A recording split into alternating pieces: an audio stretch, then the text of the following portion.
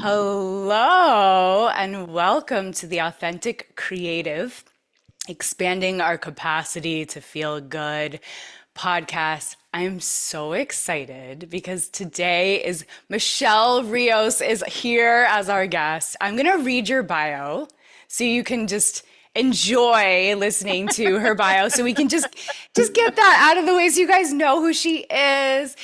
So, Michelle Rios is a sought after speaker, soon to be author. I'm very curious how that's going, and the highly acclaimed host of one of the fastest growing global personal development podcasts, Live Your Extraordinary Life.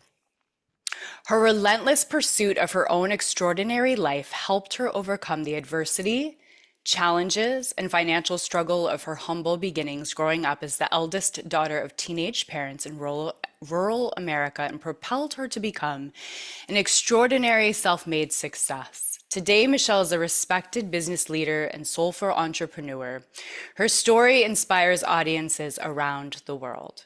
Now, Michelle is inspiring others to step into their authenticity and become what they were always meant to be, the most extraordinary versions of themselves in life and business. She has coached CEOs and individuals alike to optimize their performance, enhance audience engagement, and live their best lives. When not hosting or making guest appearances on podcasts like today, Michelle is either traveling with family and friends to experience new places around the world or enjoying time at home in Washington, D.C. with her husband of nearly 20 years, their teenage son, and their two Great Pyrenees. I, first of all, just want to say, I just love your shirt. You're so gorgeous. Oh, Just first no of all, matter thank what you you're so wearing. much for having me on. I am so excited for this conversation, and a lot of people are going to be surprised by what we end up talking about. Okay, yes, because we did not plan anything. Mm-hmm. And that's the most fun way to do this is that we're just going to see what happens. I was listening to your podcast at the gym this morning, and I just love how accessible it was. It was so straightforward. It was so easy to understand. I felt like I was being held. Oh, I'm so glad to hear that. I felt like I was like my inner child was just like, I got you. I'm going to explain all this to you.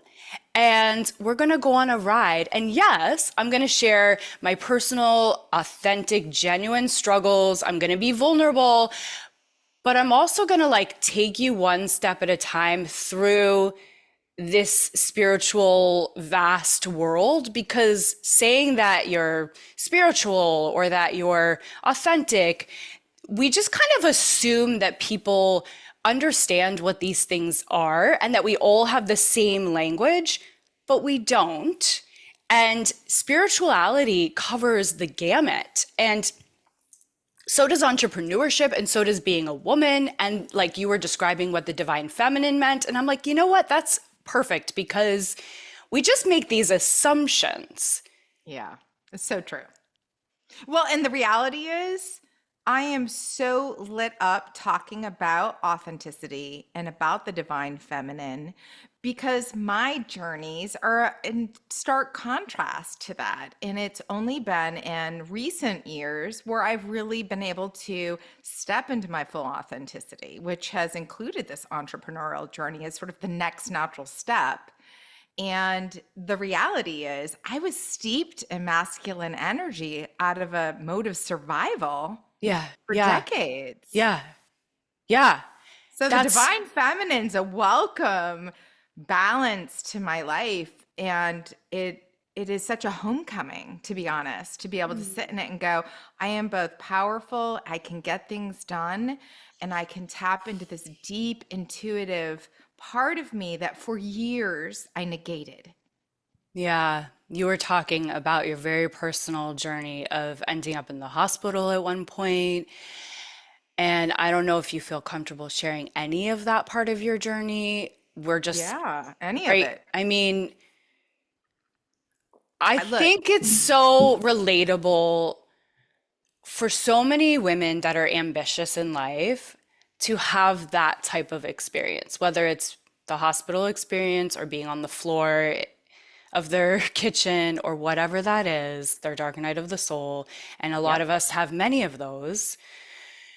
And then it's like the highway to hell or the path of enlightenment. And a lot of times we have to take both. Oh, without a doubt. And here's the thing. I'm incredibly, what's the word? It's beyond passion. I just feel it's sort of in my DNA to be very vulnerable about these things because then it gives permission to others to go, oh, you know how I feel.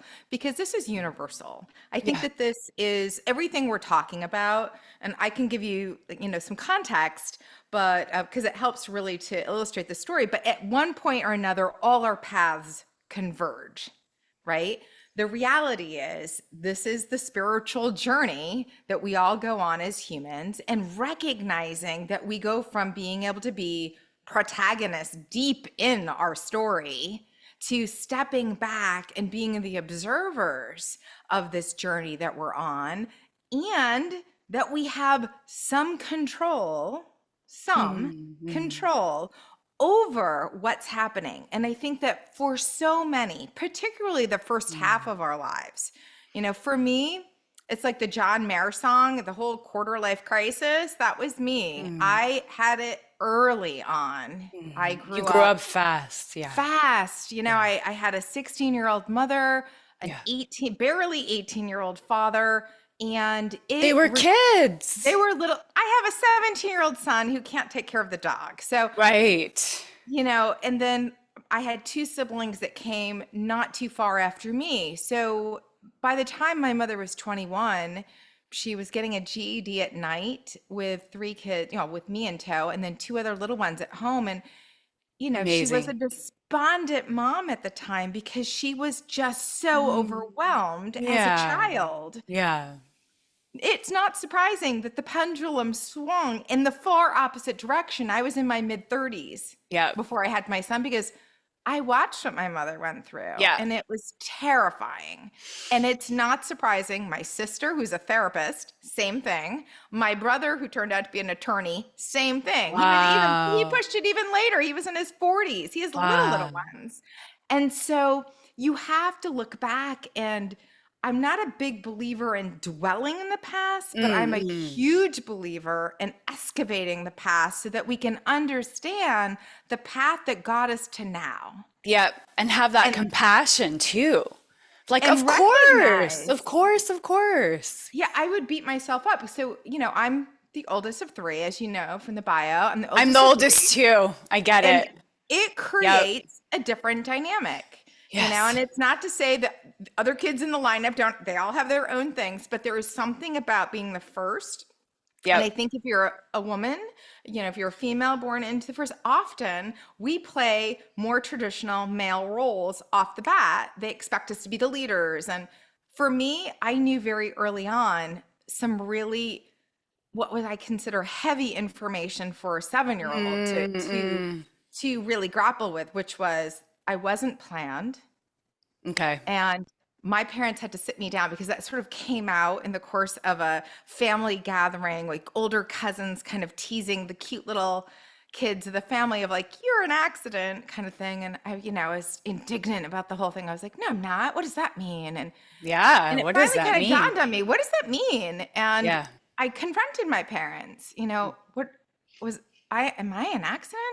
And my father, as young as he was, had the most extraordinary comeback, which was, you might not have been planned, but you're exactly what this family and the world needs.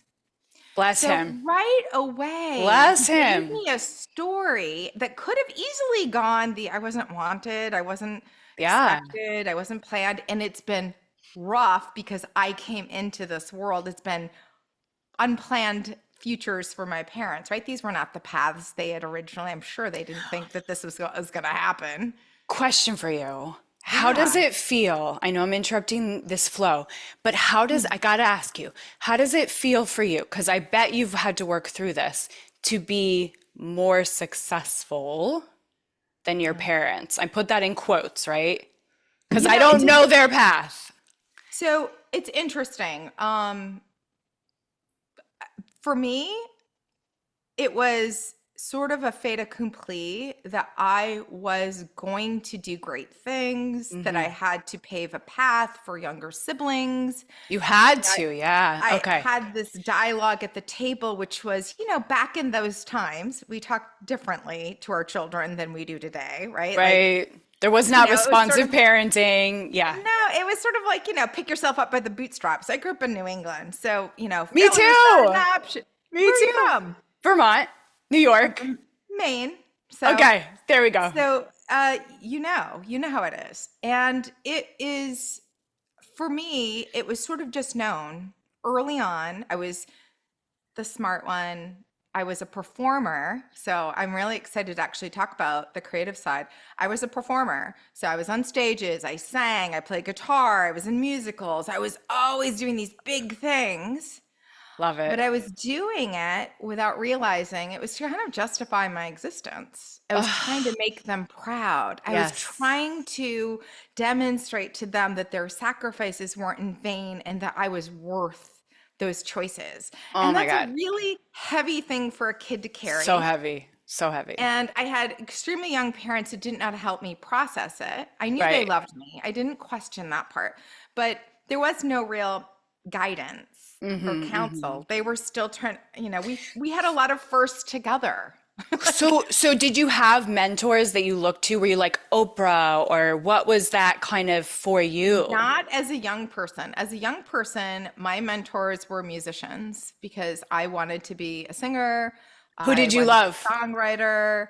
I mean, I grew up in the 80s, so you can Like, imagine, did you like, like Whitney Houston, Cyndi I Lauper, loved Tina Whitney Houston and Turner, Mike? I loved Irene Cara, and I performed Um, more of the Irene Cara and Whitney Houston songs on stages than probably anyone ever wants to hear about, because those were, I want to and hear. Mariah Carey, like, those were my idols, and they were living lives that just Yes. seemed extraordinary. And it was hard for me to fathom how I would go from my little town to being that. And it's an interesting story because there came a point in time when my guitar teacher wanted me to get into sound engineering, and I was about 16, and he brought me to the local university, and he enrolled me in a course on sound engineering. I was teaching the younger kids guitar, and I was Wow. writing original music in that time, and I was performing original music. And I think there was this assumption from the creatives in my life that that would be the path I would follow. Okay. However, I had my parents who, that was a very unfamiliar world to them. Hmm. And my dad is the person who actually introduced me to music. He is the reason why I have the music knowledge I have, the way my son has the music knowledge he is, because he would play these games where he would put on an album or record and he'd be like, "Who's the Who's artist of this? the year?" Yeah, Same.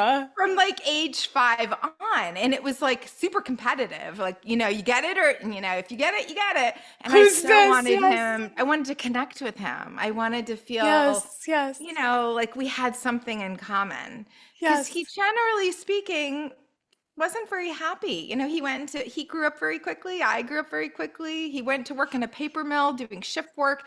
And so music was this Mm. place that we came together that was so healing for us Yes. Yes. in the midst of so much financial Okay, struggle. I just have to ask, what kind of music did he love, or does he Oh, love? I mean, I grew up listening to Journey and Styx. I mean, all classic rock and roll, Bob Seger, Oh yeah, Bob Seger, yeah. Joe Cocker. I mean, all Yes, these yes. Have a little sultry, faith. soulful music, all of that. Ugh. And, to this day, I went on a trip with my husband about 5 years ago now. We left my son. He was invited to come, but he's like, no, no, I want to go see grandma and grandpa because he loves Maine. We live in suburbia, Washington, D.C. So it's nice to go up to Maine and be on the water and everything. And so he went with my parents, and my dad, he did what he did with us growing up. He's like, all right, Alex. And he pulled out all these classic, performers and musicians, and he just gave him the whole anthology of music knowledge. And my kid is an old soul. He plays piano by ear. He Wow. has my guitar that I grew up Wow. from the age 8 on having, and he has it now, and he plays, and he's incredibly talented, much more talented than I ever became with it. Mm. But long story short, I was on this path on the other side that it was my secret escape. I was also the smart one. I was the one that was expected to break the cycle Mm. of generational.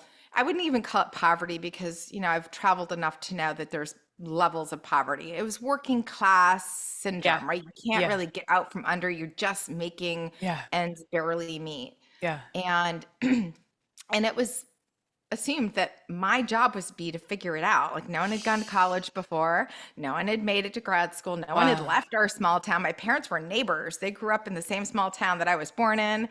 And so I was the first to really spread my wings. And I have to lend it to my parents because despite the fact that it was tough, people wanted to come to our house. There was a lot of love, there was a lot of warmth. And it all Mm. started for me with I had this musical background. My mother scraped together $6 for a guitar lesson a week for me to have that Oh my experience. God. And Bless. then on top of it, I don't know how she ended up here, but an exchange student from Spain ended up in my teeny tiny town, placed in another family, and it didn't work out, but she was in my class. And I Oh. got to know her, and I was very open to, getting to know her better. And I lived in a small town. It was kind of cliquey. And I Mm, wasn't, mm. I was one of the smart kids. I was definitely not in any of those popular kid groups. I was more in the nerdy group. And she ended up coming home with me one weekend and called her parents from my house, like back in the days where you had like the MCI calling cards and what have you, and said, I love this family. Can we find a way for me to live here? And next thing you knew, my Oh, parents were like, we'll make it happen. Like we had no wow. room in our house and we ended up bunking in my room and we became best of friends. And her parents were very affluent and were incredibly grateful that she was now having the experience that she was looking for. And, you know, amongst people who had not much, but a lot of love to give. And so they invited me to go to Spain when I was 16. Would Oh, never that's have cool. ever happened if it weren't for that experience. But that opened up a doorway for me. And I walked through it and I got there and I was like, oh, this is amazing. Like Mm. these people live on a level that I mean, I had never experienced. Like I would make my bed and the maid would come in and yell at me like, "Stop making the bed. I need to make the bed." And the mom would be like, "We're going Wow. shopping." And I was thinking for food and no, she meant clothes because she wanted to make sure I was dressed to the nines with her daughter. And Wow. it was just this so life altering experience of walking into this world of affluence that I had never been in. But man, Siri, when I walked through it, I was like, I was made for this. I am so having the best time of my life. And what happened was I came back. I'm in this tiny little town.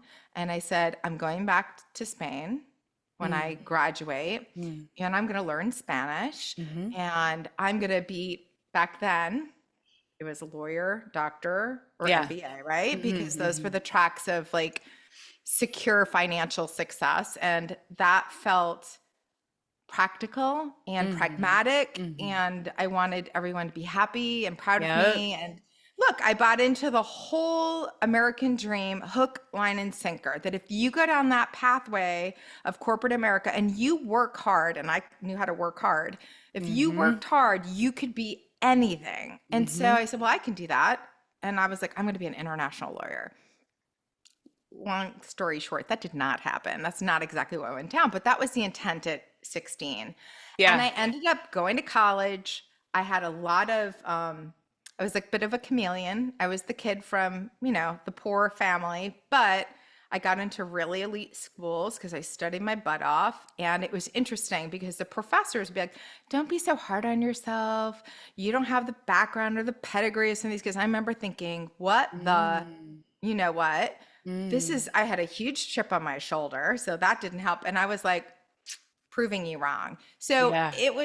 I had this need constantly to To prove my prove. existence. So I was like, not only am I going to do that, but I'm going to be number one in my class. Not only going to do that, but I'm going to up the ante.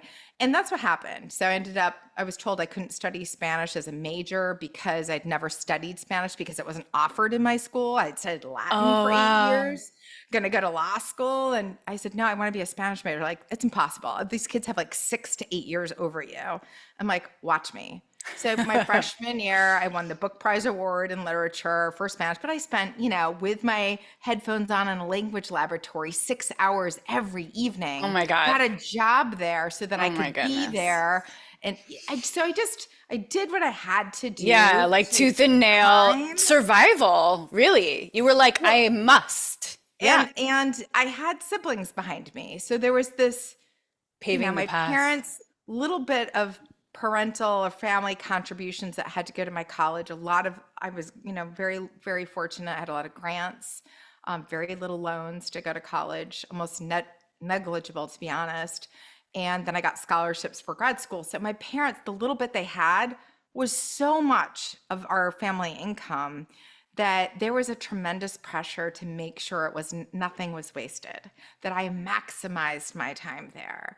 And that I was known, you know, that I was known, that the path would be made so that my siblings coming behind me could come. My brother went to the same college I did. He did extremely well. My sister ended up going to the University of Maine because we are also, my grandmother's Native American. So she ended up Oh, going wow. there and she wanted to study more functional health and she became a therapist. So it was just a better track. I was in a liberal arts school. It didn't make sense for her to go there. So, where did spirituality come into your path? Was it through the music world that you enjoyed with your dad? Did it come later after college? And how has that been in juxtaposition to this survival, achievement, number one path? It's interesting because I grew up Catholic, Okay. sort of like, say, by ethnicity. I was, Irish Catholic. My Hmm. mom was French Canadian, so it was sort of like just a thing that happened, right? But we would joke if we couldn't make it to the Catholic Mass on a Sunday, we would go to any of the other churches because we didn't care. It was like God's everywhere kind of thing. And so my parents sort of had that about them, and it was deeply ingrained with me and my siblings. So we all kind of took our spirituality a little differently. It didn't really come to play in my life in a profound way until I hit rock bottom, which for me was I graduated college. I was recruited into a management consulting firm. I had opened up a box and I had tucked all my creative endeavors away. I closed the box, I locked it up. I saw that part of me as that was then. And now I'm walking into this new phase of my life and I have to be serious and I have to buckle down and I have to climb a ladder. And I had no idea the cost of doing that. I thought that that's what people did. Like work was not considered fun. I didn't know anybody was Hmm. having fun at work. And I figured if I Hmm. made money doing what I did, then I was ahead of the game and Hmm. that I would be happy. Hmm. And so I started this climb and I got a full scholarship to go to Georgetown University. And I was doing an MBA and I was in the Latin American Studies program doing international business. And I was working full time and I was going about 150 miles an hour in my mid to late 20s, not realizing that the further I got away from the creative side of me, the more I immersed myself in what was really a headspace, right? This logical, analytical, hard, balls to the ground, Hmm. corporate living experience, I was losing myself. Hmm. And what happened was I slowly but surely started to just spiral. I couldn't have told you in that moment of time that I was depressed because people from my socioeconomic background didn't have the luxury of being depressed, right? That was sort of the stigma around mental health, and you just need to work harder. You should be grateful, Michelle. Look at all the Hmm. opportunities that you Hmm. have. Hmm. I had actually, between graduating college, being recruited into management consulting during a recession when no one else was getting a job, again, I was like, everyone's like, you should be grateful. Yes, everything on paper looks amazing. You have Everything nothing to looks complain amazing. about. Yeah, yeah. And I won this really prestigious ambassadorial scholarship through Rotary International. I went back to Spain in between. I spent a year working, went over to Barcelona, spent a year. I had already spent a year my junior year abroad in Salamanca, Spain. I went to Barcelona. I was studying business there. and it was already starting. The more I steeped myself in this very logical, almost sterile environment, and the more I shut down that part of me that was really where my innate gifts were, the more I got lost, the more I felt disconnected. But I didn't Yes. know what was happening, right? I was young. I was in my mid 20s and I thought I was angry at myself. I was like, get a grip. Like, what is wrong with you? Like, Mm. look at all of the opportunities. You're traveling, people are throwing money at you. You have the job that, that everyone else wanted. You have the apartment, no friend, new friends, you're dating. Like, what is wrong with you? And with each month, I was just going deeper and deeper until it got to a point where I really didn't want to be here anymore. And I Mm. come to a point where there was a day where I said, this is it. I cannot do this anymore. And I always say, I don't know what kept me from going off the edge that day, but I ended up on this spiritual journey. I'll leave the exact details for the book because I talk a lot about it I there. was just thinking about your book. Yeah. Yeah, and I hadn't told that story for a really long time on purpose because again, after that, I sort of was like, well, okay, that happened. I need to sort of process this and move on. But it wasn't like I wanted to share that then. It No. wasn't until much later, as I was on still the corporate path as an executive, where I realized nobody had any clue that I came from a creative background, that's actually where I started. Two, that anything bad had ever happened in my life, right? Everyone's like, she's buttoned down, she's She's sophisticated, she's perfect. Yeah. badass in the boardroom. And the reality was I was watching these other people come up through the ranks suffering, struggling with their own variety of things. And I just started opening up and going, look, what happened for me was it was a kind of coming to Jesus awakening, if you will, in the sense that I had never once asked myself the most important question anybody can ever ask themselves, which is, what do you want? Hmm. Because I didn't think I had the luxury of doing what I wanted. In fact, Yeah. I put all the things I wanted away. I would have argued back then that, well, I wasn't that good. If I was good, it would have happened. I would have been Mm. discovered, all the things. Yeah. And the reality is, I never tried. I never tried. Yeah. And You didn't have the permission. Yeah. I didn't feel like I had the leeway to do that. And it took getting to that point where I realized I almost stage exited left from this life. I was such a vibrant force to be reckoned with, and I almost ended it.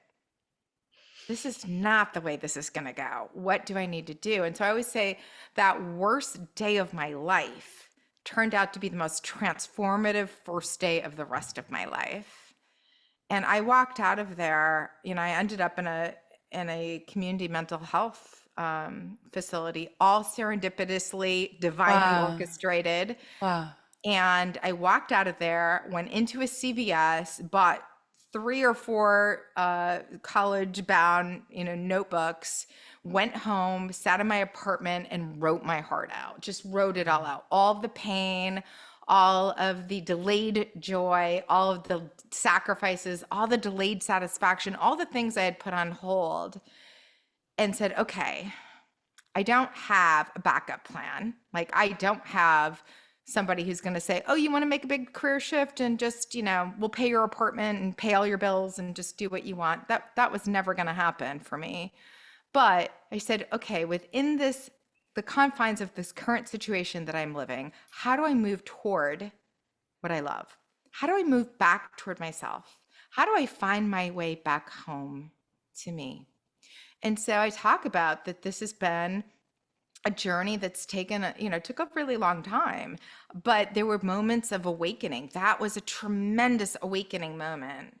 And I always say, everyone's like, oh, did everything change then? I was like, well, an Life. understanding and an opening of like, wait, I might have been looking at this too myopically.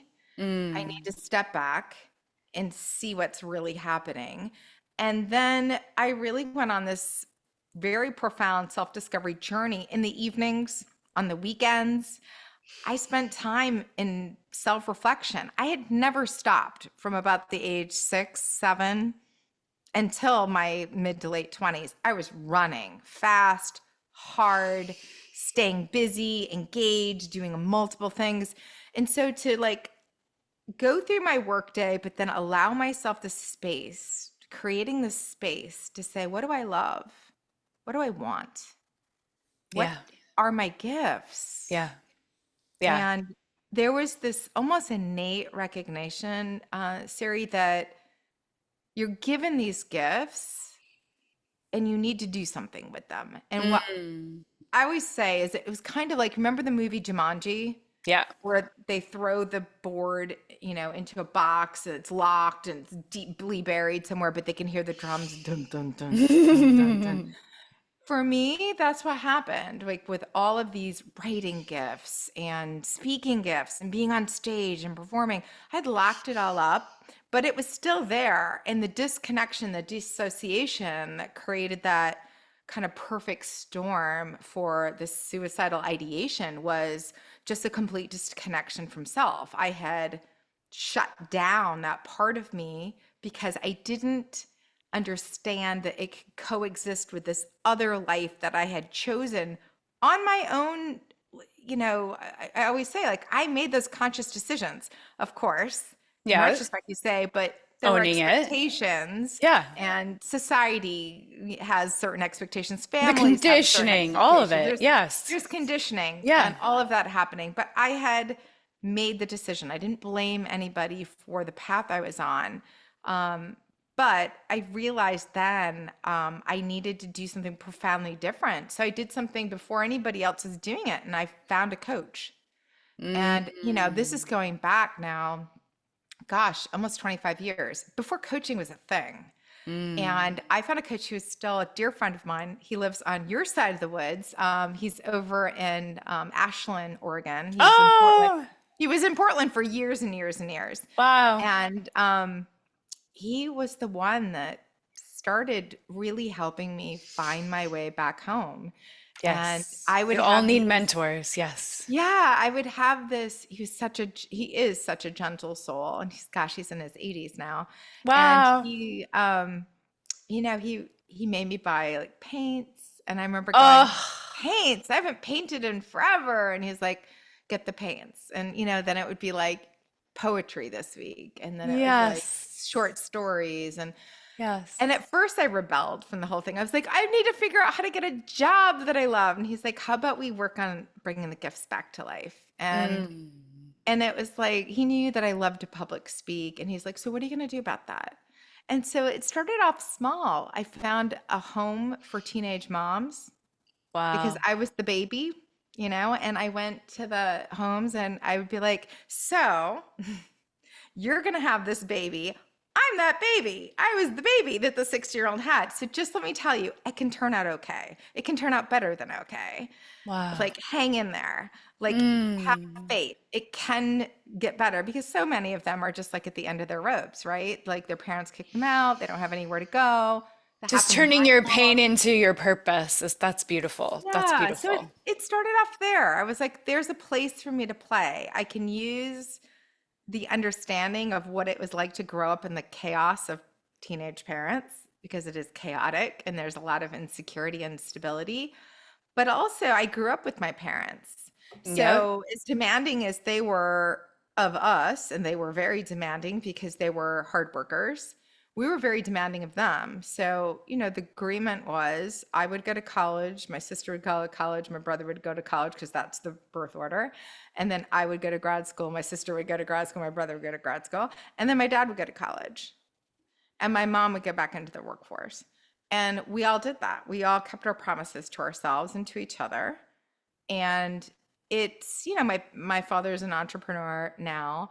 And my mom is an executive in an insurance company. Like everybody sort of Wow. reinvented. Everyone Wow. gave themselves permission to reinvent. You watched your parents grow up. I watched them grow up. I grew up with them. I was really angry for a long time, and it was hard to be compassionate when we were all younger, particularly when I was an adolescent. Of course. But I felt their pain, and I felt where they felt so stuck. Hmm. And then I was like, okay, this is it. I'm going to go prove to them the underdogs can win. I'm going to open some doors. We're all going to walk through some doors. We're all going to go on our own. I mean, my brother and sister ended up being so incredibly talented in their own right and did so many amazing things. My sister ended up studying in Austria. She speaks German. Wow. She became a mental health worker. She's a therapist. She ran one of the largest mental health agencies in the country. My Wow. brother did the attorney route. So my dad did get a lawyer out of the whole thing. I'm pretty sure he's like a PR executive, a lawyer, and a therapist. We're set for life. And, everyone did really well. I think what's been the interesting thing is for me, there came a point in time I was in the executive suite in corporate America not too long ago. And I said, I haven't arrived. Everyone's saying I arrived, but I haven't arrived. I don't feel like I've arrived. Like, I know that from an outsider's perspective, Yeah. I am successful, Yep. traditionally speaking, on paper, Yeah. in my bank account. Like, I Yeah. am successful, but I am actually not engaging the gifts to the degree I want to. I had a lot of agency and leeway. Once you get to a certain level out there, you do have an opportunity to have a much more entrepreneurial experience. In fact, you don't succeed, I don't think, in a corporate or, for me, agency world without some sort of entrepreneurial spirit. That's how leadership, comes about. And Yes. for Like me, innovating. Yeah. you have to, and you have Yeah. to be willing to step out and take risks, and you have to be willing to say things that maybe are going to make you very popular and people Yes. aren't going to like, and you're going to, Yes. you You have need to to be do that. divisive and yes. Yeah. Disruptive and all the Yes. things. I wouldn't have been able to tell you back then that the completion, if you will, or the next level of authenticity for me required becoming an entrepreneur. I knew there would become a time where I would go back to writing, Mm-hmm. that I would likely be performing in one capacity or another. Mm-hmm. I'd already started to do public speaking on bigger stages within my communications arena. Mm-hmm.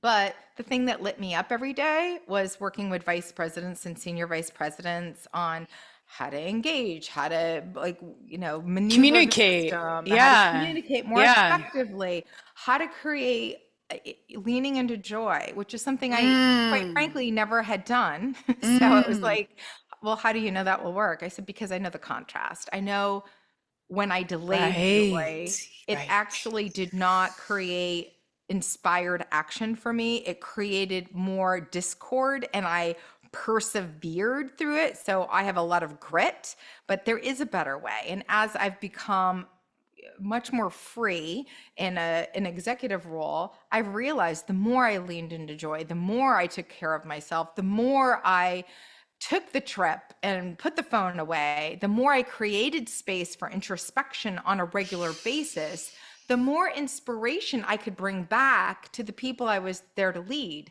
the better ideas I had, the more articulate I was. And Right. frankly, the more clients wanted to work with me Right. Because they're because they responding to could your expansive energy and feel the your joy. energy. Yes. Yes. Yes. And, it was a big learning curve for me that the busy, stressed out executive that I was for many years, from, starting my early 30s, Did you ever was see Baby actually, Boom with oh, Diane yes. Keaton? Oh, yeah. And let me tell you, I thought nobody can know what's going on under here. Everybody knew. Everybody knew. Like, because it seeps out of your pores, right? The Mm. energy is obvious. Mm. But, I was not honest with myself for a long time. I was going through the system and the channel. I was growing up in the agency world. I was still climbing. And then it came to a point where I kind of hit a wall. And I was like, I don't get it. I'm working harder than everyone else. I have big clients. Mm. Why am I not moving up to the next level of leadership? Mm. Why Mm. am I stuck? And I was stuck because the energy I admitted was stressed out AF. Mm. So You who can wanted curse if that you in the want to, by the way. boardroom? You can. Yeah, Yeah. nobody wants that in the boardroom. And it Yes. really took stepping back a bit. Yeah. I got another coach who is more of a business leadership coach at the time. And it was amazing because he said, he, he was like, "Where's your water?" I'm like, "What do you mean, where's my water?" And he's like, "Where is your water? You've been here like 12 hours. You're dehydrated. You're exhausted." I was like, Yes. "I thought you were here to talk about business strategy." He's like, "You are going to be a real pain in the ass, aren't you?" And, I was a total pain in the ass. I was like, "I really don't need you, but I think I need you. And I really don't want." And he was like, "Go get your water and just listen." And he's like, "You need to take care of you." And he's like, "This is not weakness. This is not defeat. This is not surrender. This is you stepping back so you can spring forward." Mm. And it was really helpful because I'm not joking. Within 6 months, I was then promoted. And it was like, oh my God, had I known this earlier, it would have been so much easier. Right. I would have lived so much better. Instead, I just sort of grinded my Grinded it out. way. I Yeah. was It's hustling and grinding how you deeply. knew. Yeah.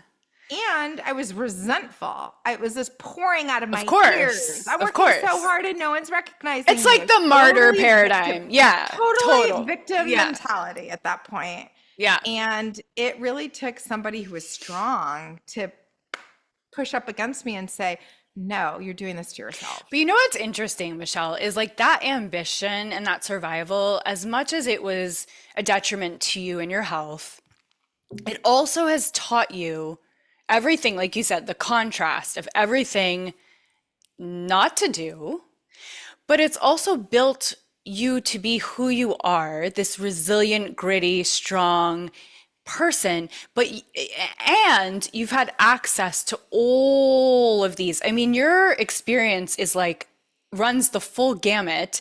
So anyone that comes to you for mentoring is going to feel understood, is I going to hope be, so. That's for sure. because it's like you're like, I've been there and I've done everything you don't want to do. And I've also experienced the contrast of the not abundant life Yeah. and the survival mode. And so I think it's perfect, as I'm sure you've come to, and beautiful.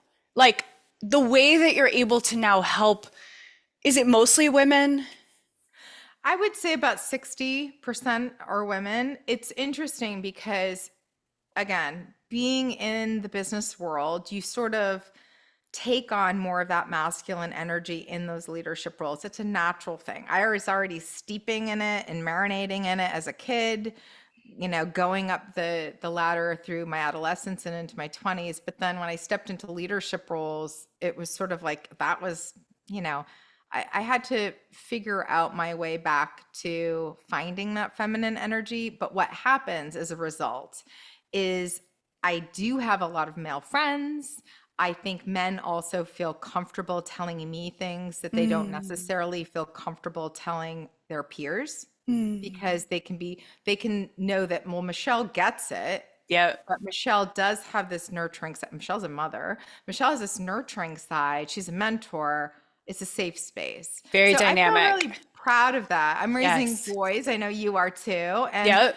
there's something to me very special about recognizing we're so different. We're so hardwired differently. And yet, to be able to identify and put yourself in those shoes and say, I get what it feels like. At the same time, this whole journey, which has brought me back to, as my son often says, "God, mom, you're the biggest kid in the room." And I'm like, yes, finally, it's time, my time, Oh, finally. I get to be that kid. what a And compliment. yeah, I mean, he has no idea. Like what he's doing, he's probably annoyed. But like for me, I was like, you have no idea like how long it took me to be able to get to this place of playfulness and being Yes. relaxed in that and knowing that does not diminish my power. It doesn't diminish my intellect. It doesn't diminish my status, whatever that means, right? And to, for me, someone from my background who sought security, sought stability because she didn't experience it, to be able to reach this high level of traditional, job success and Yeah. status, and Yeah. then say, oh, wait, if I'm actually going to become the most me possible, I have to leave and I have to like walk away from it. I'm not running away from it. I'm actually walking toward my next step of my journey. a lot of people freaked out. A lot of people are like, what the hell are you thinking? Like, you are riding high. Like, you can do anything you want right now. And I said, except for be my most authentic self. So, at Right. the end of the Yes. day, if I don't sleep 100% easy and I'm not 1,000% at peace with myself, what's it for? Yep. Just so Yeah. I can say I have a bank account that looks a certain way. So when Yep. I remember when I made that announcement, I think there was just this incredulousness of like, but you could have been the president. Like, you could have been the next. And I was like, it's actually not my path. My path to find my way back to myself and to really be expressing my gifts at their fullest requires that I walk toward those gifts, not away from them. And that means I have to leave. As hard as it is to leave the stability and the security, like I have a mortgage, I have a kid going to college soon.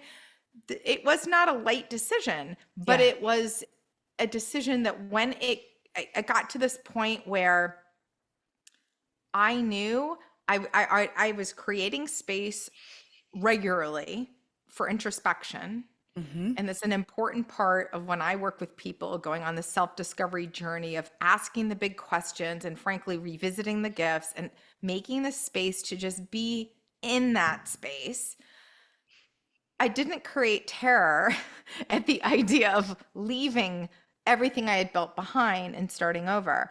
And before, for many years, I'd entertain the idea and I'd get this Yeah, it's uneasiness, hardwired in there. right? And then Yes. I came to this point where it came up and it was so peaceful, Siri. It was like, Mm. oh, this is what happens when you just really own S- it and just let go and Set walk it down. toward Yes. it. Yes. Yes. Got it. Okay. I have to go back and resign. And, I literally set my husband down. I said, this is going to be a major life change for all of us. I was gonna But I ask you know that, about the husband, like I mean, he's just been like, okay, I'm on for the ride. Like of all the iterations of Michelle, he's you had to know, grow along with you and see you spread your wings in a different way.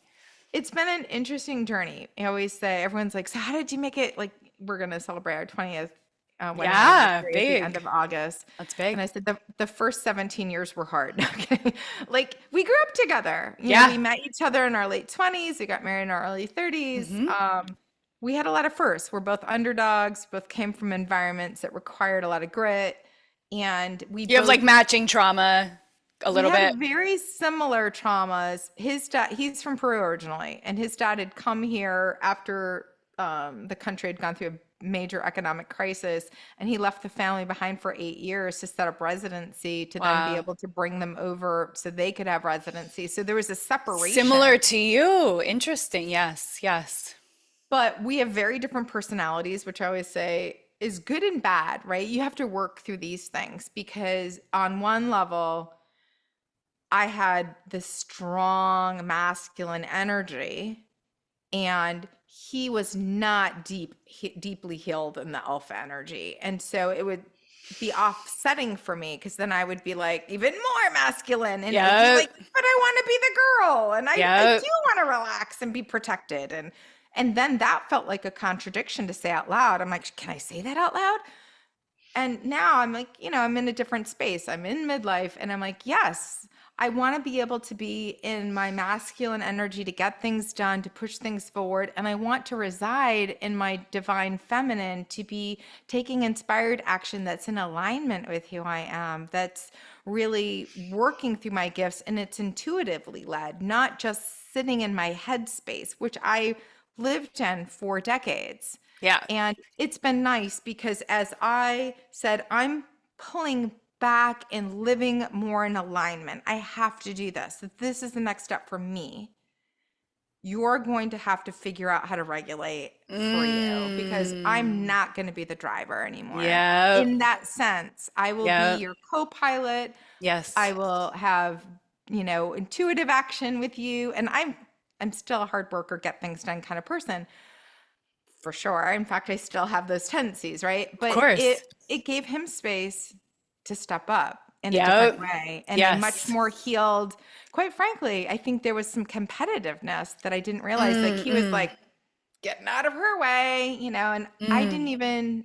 realize. So it's And been now his nice, masculine could have room to rise. Yeah. has room to rise. Yeah. And for whatever anybody says, and I've always been on the progressive side of things. There is something to be said about the traditional roles that we need to play to bring out. I didn't have that feminine energy about me for so long that one of the things that felt most out of balance for me was that.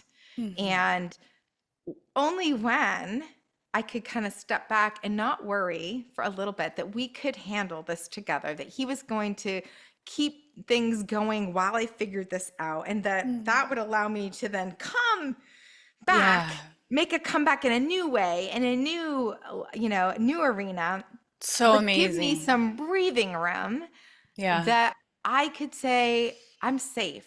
I'm safe to do Yes. this. And I know that Yes. that is not something, I don't take it for granted. I know that's not something that every woman has access to. It's something I did not have access to until more recently, but it really did require being honest about what I needed. Mm-hmm.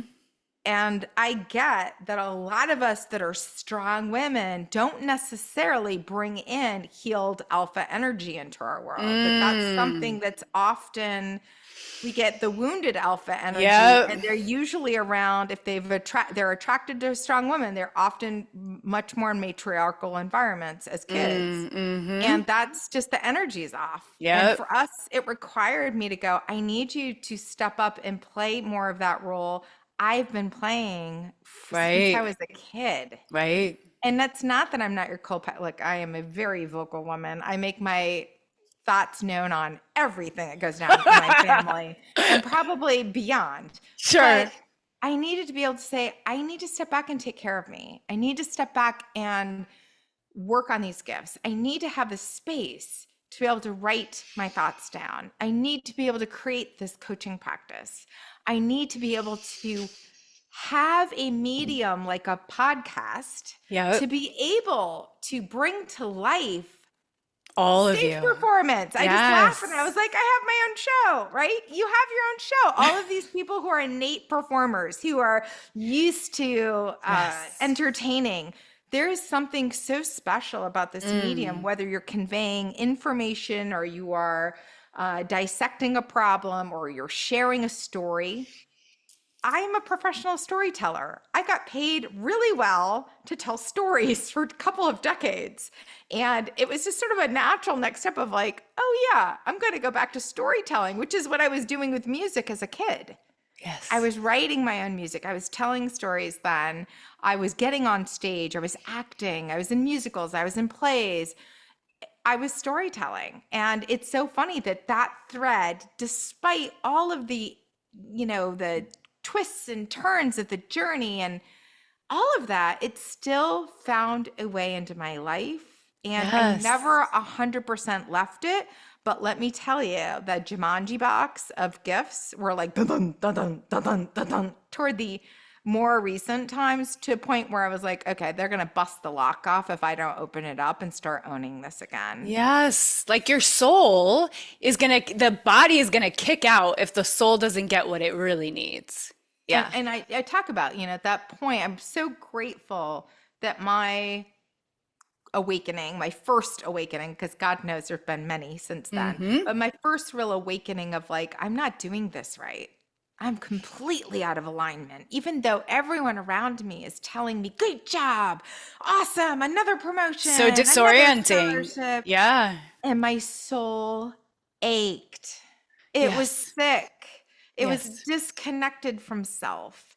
And I really needed to heal that. And it's not something that you heal with a flip of a switch. Yes. It's a It's lifelong something, journey. it's a Yeah. lifelong journey. And Yeah.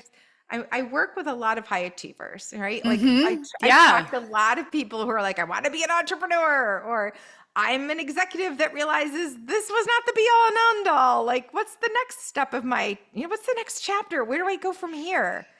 And to be able to take them on this profound self-discovery journey, it's so gratifying, because in most cases, and this is certainly my case, Mm-hmm. you shut down those parts of you Yeah. that are not aligned with where you think people want you to go or where you're expected to go, and you are on this other path. And to survive without feeling this deep pain in the everyday, you shut it down. The problem is you're still going to find the pain is going to find its way to you That's if you right. don't reconcile, right? It's in the For body. me, it's like Yeah. it was so profound to a point Yeah. where I physically couldn't get out of bed.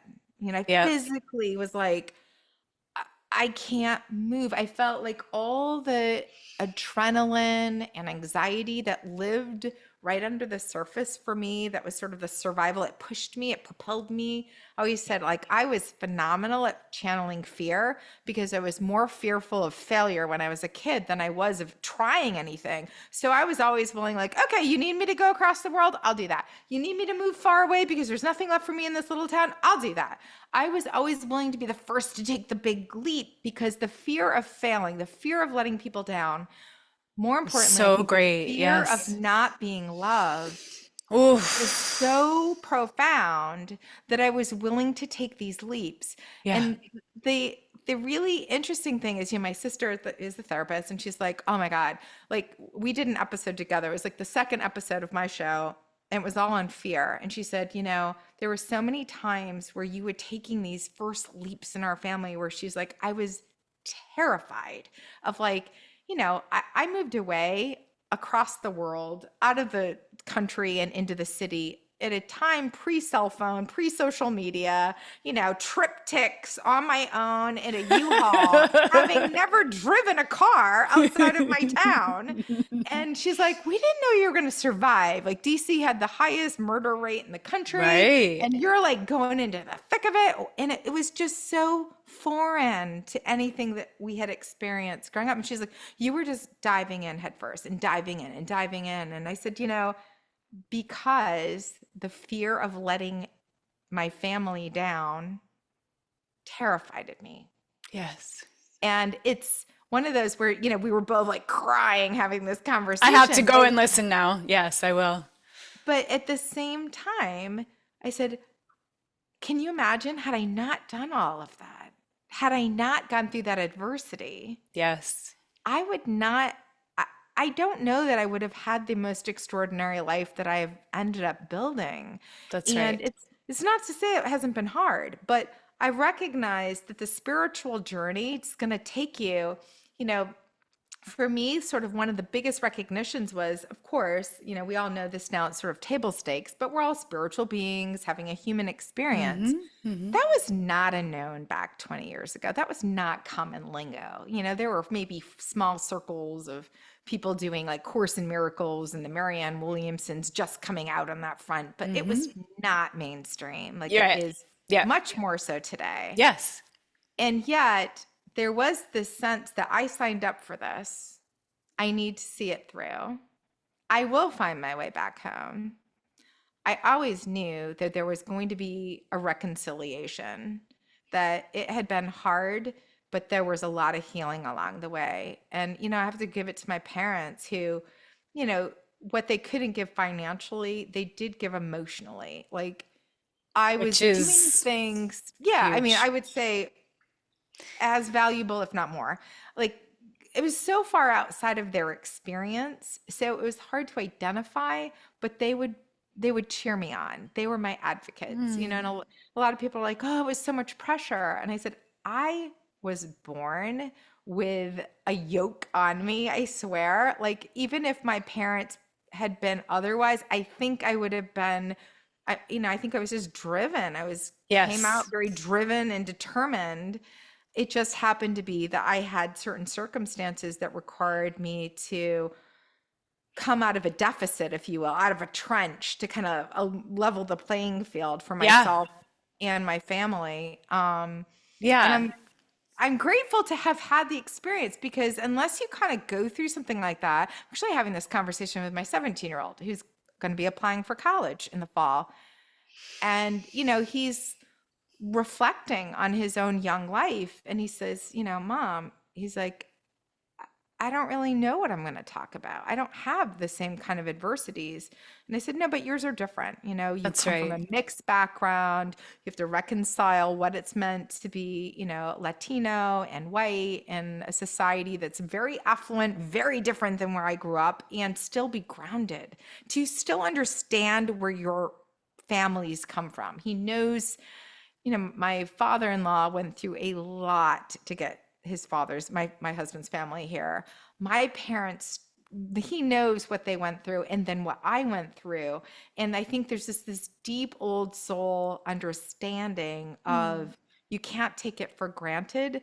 And now mm, I have a kid who, not joking, Siri, at one point during the pandemic, walked into my room, who's a preteen even then, and said, I was in my office and I was in a meeting in the throes of something. And I was doing a lot of emergency work around the pandemic. So I had like clients that were coming out with vaccines. And so there was a lot of work going on, late wow. nights, early mornings, and a lot of war room kind of discussions and messaging and everything. And he said, Mom, are you on speaker or are you on mute? And I said, I'm on mute. What's up? He's like, when are you just going to walk away from this and write the book? And I Mm, just looked up at him and I was like, what? mm, And he said, I mean, I know you're good at your job, Mom, but like, does this really excite you? And wow. I remember going, well, it pays for the house, honey, and we'll pay for your college education. And it was such a trite thing to say that I caught myself. And he just looked Yes, at me and he goes, I would rather you do something you love than stay somewhere where you're not really using your talents, Mom. And I was like, here's my preteen he gets it. saying this to me. Yeah. And it was so profound. And it's, we talk about work, vocation, all of this. He's like, oh, I'm definitely going to be an entrepreneur. Aw. It never was a question in his mind. Oh, I have to be an entrepreneur. I have to create something that's aligned with who I am. I mean, this is a part of his common vocabulary. And Yes. that to me is just so fulfilling to realize in one generation, we broke a cycle. We created a completely different set of experiences for this other generation where their mindset and their problems are going to be different, but the mindset is ripe for them to take the ball and run and to be authentic, to be who they are. Look, I know that they'll make their own mistakes and they Of will go through course. their own choices and what have you, but to know that we were able to really create change when so many people who are born into the environment we were born into, me and my siblings, don't get out. Yeah. They repeat the cycle. Hmm. They don't have, nobody tells them you're here to do great things. Yeah. You go set the world on fire. Go do it. Mm, You mm, know, we don't know what that looks like. It's on you, but like we know you're going to. And that was enough for me. That kernel of mm. I can do great things. Okay, I'm going to do great things. And I wake up every day with this profound belief that I'm here to do great things. I'm here to, I know through my own journey, help somebody recognize what's in them and Yes. to work with, you know, I always say sometimes the people who need the most healing are the ones that on the outside look like everything's great and they're the high achievers and they've achieved all this Hmm. success, but No they're one's checking on them. hiding so much pain Yes. and they're hiding so many talents and gifts from the world. And they don't even know that Mm, that's why they're here, that these gifts are divinely given. And our job is to bring them out into the world, not hold them to ourselves and quietly enjoy them when we can, but to bring right. them out to the world. And that when we do that, you step into your authenticity one action at a time. That's right. Michelle, thank you for all of your heart, all of your wisdom, all of your vulnerability, your authenticity, your femininity, which I see and it's gorgeous. I mean, you're a Thank more you. beautiful, younger looking Kim Cattrall to me. Like, Aw, I'll take it. have you gotta have heard that before, yes? I have gotten it a few times. Yes. You know, I have a plaque on my wall. It says there is gold in every piece of your story. And Yeah. There truly is. Your story is beautiful. I know there's so much more to your story. I can't wait to read your book. I can't wait to hear more of your podcast. Where can people find you? So you can go check out the podcast anywhere you listen to your podcast. It's called Live Your Extraordinary Life. I produce a weekly show. So right now, while I'm writing the book, I have a lot of solos coming out. But when They're we get so the, good. I'm the really enjoying it. manuscript, when we get the manuscript turned in, I most enjoy, I mean, I love doing solos, but I really enjoy the conversations and connecting with other souls. So I'm looking forward to going back to doing interviews in short order. And so that's next on my agenda. And then you can come visit me on social media. I'm very active. You can find me on Instagram at Michelle Rios Official or on Facebook at Michelle Corrigan Rios. And I'm on LinkedIn and Beautiful. yeah, all Thank of the you. places. Thank you, thank you, thank you. I've genuinely teared up several times during this conversation just because your heart is so beautiful and the way that you give back the way that you've turned your pain into purpose is so beautiful. And I am sure, 100% sure that anyone whose lives you've touched, the people that work with you, or just in the way that you're showing up or your kids are showing up, is so much better for it. And I just so, so, so appreciate you taking the time to share yourself with me on my podcast today. Thank you, Michelle. Thank you. Well, Siri, it's been an absolute pleasure. Thank you so much. I love the work that you're doing. I love how you're showing up. I'm excited to see what's next for you. So thank you for the opportunity. It's been a real joy to be with you today. Yeah, thank you. Well, I hope you all are taking notes and expanding your capacity to feel good, living your most authentically creative life. Look at this example of what Michelle has shared with us and really taking it to heart and giving yourself the opportunity to listen to that Jumanji pounding of the soul, like what is calling you, listening to the call of your soul. Bye for now.